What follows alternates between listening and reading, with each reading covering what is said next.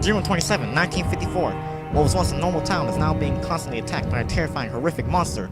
As you can see in the glimpse of the beast's past, he wasn't always a monster. He was a poor, young, abandoned boy with nobody to love. Everybody seemed to ignore him. He had no friends, no family, barely any food and water, and most importantly, no place to go. One day, a stranger slipped him a drink. You could only imagine the delight in his eyes when he was finally noticed and given proper treatment. Unbeknownst to him, the poor unsuspecting boy thought it would be water when instead, he was given a dosage of poison.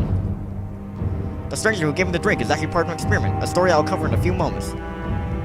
As his dead body remained there, the only attention called forward was from a group of aforementioned corrupt scientists. And thus begins one of humanity's worst experiments gone wrong. What do you suppose we try now? Test a new chemical. We can use them as the control for our experiment. The team wants us to document any psychological side effects. If this works, imagine what else we can do.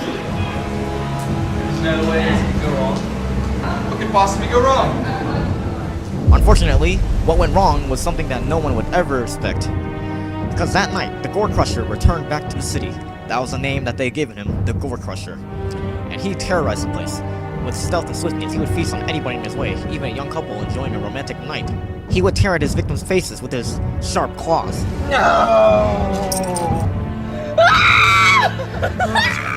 And once he is satisfied, he would go on and search for more victims. It's the story of the century. Meet your worst nightmare. There's nowhere to run, nowhere to hide. All we can do is scream and hope for the best. Embark on this terrifying journey of a horrific beast and his battle against mankind.